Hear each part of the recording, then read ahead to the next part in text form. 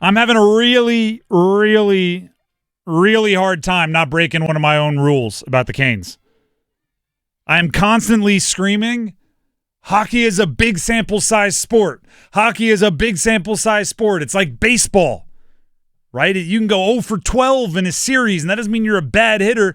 It just means it's going to take you a couple months to know how good of a hitter you are.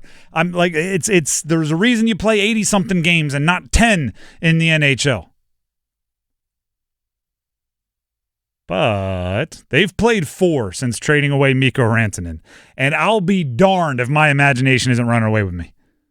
I'll be darned if I'm not like, once they traded Mikko, they're the best team in the league. They're the best team in the league. They're outscoring their opponent 17-5. They've beaten Winnipeg, Tampa. They just blanked Philly.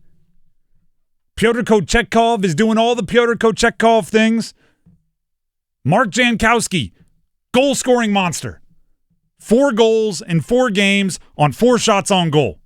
First guy, I believe in at least the last 25 years, to score goals on his first 4 shots on goal with a new team. Dare I say, Mark Jankowski, and Eric Robinson are everything that I think Hurricanes fans wanted Mikko Rantanen and Sebastian Aho to be. Now, I'm not saying they're better than those 2 players. I'm just saying those 2 line mates together, really like you're going, why couldn't that have worked for Aho and Rantanen? Through 4 games, absolutely. And I know that the logical side of my brain, I forget which one it is, right? The right and left, one's art, one's logic. The logical side of my brain is screaming, it's 4 games, Tim. If you get it, like a little devil on my shoulder, if you get excited by 4 games, you're setting yourself up for failure. Then there's the other side, right? The artsy side, the one that's a little abstract, going like, Mark Jankowski is going to break Wayne Gretzky's scoring record. Right? That's what the crazy side is doing. Going, this guy, he's going to, I mean, take a shot, score a goal, take a shot, score a goal. At this pace, he just needs to shoot more. Everything he touches is turned into goals. That's not sustainable. Like, again, it's a large sample size sport, and I say that for a reason. The last 4 games, the last 7 games, which, by the way, 3 of them, Mikko Rantanen was actually on the roster. But the last 7 games, the win streak, it's great.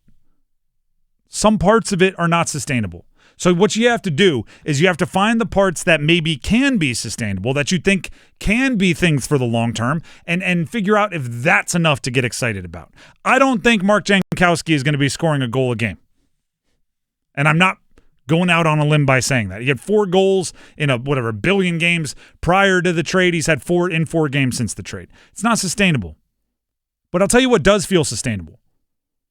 Taylor Hall getting more and more and more comfortable and creating chances seemingly every period. Right? And leading to power play goals and doing things that you're like, oh no, Taylor Hall. Yeah, that he can do that the more comfortable he gets. That seems sustainable. That's the guy that won the MVP a couple of seasons ago. Even if he's not physically the same dude, the hockey IQ didn't go anywhere. And I'm sure it also helps that he's a part of a winning culture now, where he's on a team that's used to winning, unlike the Blackhawks. Get the guy the extension so he knows you love him. And he's worth it. Yeah. Aho, Jarvis, Blake.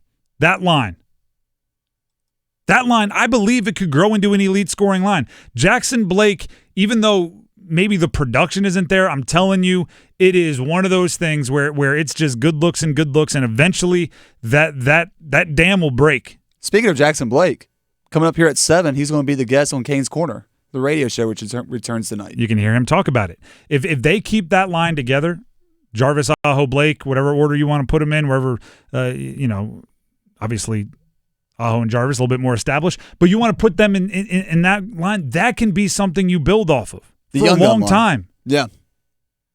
All really, really instinctual good players. Scott Morrow. Welcome to the league, or welcome back to the league, I should say. Leveling up. He's a rookie. Leveling up as a young point-producing defenseman. That feels sustainable. The goalies, I don't know. They're playing really, really well right now. We'll see how long they can hold up. But this little one-on, one-off rotation that was really good last year towards the end of the regular season, Freddie, Pyotr. Over and over again, it's looking good. Those are the questions, right? And then you can go on all the way down. Andrei Svechnikov's been hurt. When does he come back? Like, they have questions. He was on the ice today for morning skate, by the way. He was skating prior to practice. Or skating prior to practice, with Jeff Daniels, their assistant coach. But there were a bunch of guys that didn't practice. They don't play for a couple of days, so I wouldn't be surprised if a lot of them were just maintenance. The real question is, coming out of the trade, right? I'm not ready to say Mikko Rantanen is the anchor that everybody is making him out to be, right? Like, the Colorado Avalanche are playing better without him. The Canes are playing better without him. The Stars were playing better before they got him. Small sample size. I'm not ready to say that yet.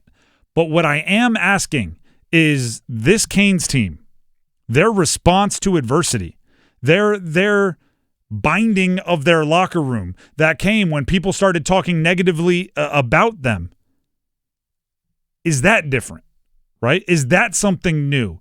Is that taking the best teams, right? Bunch of jerks. The best teams in team sports, they are so wildly intertwined and connected and together that it seems like the negative outside talk feeds them.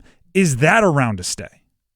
Mark Jankowski, he's not going to be like I said, he's not going to be a goal per game scorer. That's not around to stay. It's lovely that it's happening, right? Pyotr Kochetkov is not going to his goals against average is not going to stay at like 0.8 or whatever it's been over his last 4 or 5 starts. What a crazy number. And again, I'm making that up. But like, there are certain things that aren't going to be sustained. But is the mental fight in the face of everybody doubting you, is that around to stay? Because it only takes in each series, right, in the postseason, which is what the Canes will be judged on. Do they advance far enough in the postseason? Do they make it to the Eastern Conference Finals? Do they make it to the Stanley Cup Finals? Do they hoist the cup with this core? In each series, it only takes one great response to change everything. Going down 2-0, storming back to win, showing up and giving up a couple softies. Not letting it bother you, putting the lid on the net for the rest of the game. It only takes one response to change a series. Does this year's team have that when in years past, right, sooner than everybody would have liked, they've come up short? Right? And then we're talking this core. They've come up short. So I'm not looking at the trade and saying like, hey, Stankoven and Jankowski and all this, they're so much better than anyone thought. They might be, but I'm not saying that after 4 games. What I will say is the mental side of it, you're right, facing a huge adversity in the middle of the year, coming out on the other side playing your best hockey, that intrigues me. That intrigues me. Because if Svech comes back and plays, he'll play better. Aho, right? He'll produce more points. Like I know there are points. There are things that will regress to the mean positively, and there are things that will regress to the mean negatively. It's the team atmosphere that I'm more interested in. Other than that, what they've done since the trade has been absurd, and it's been awesome. It's been really fun. And keep getting shutouts. 5-0, let's go.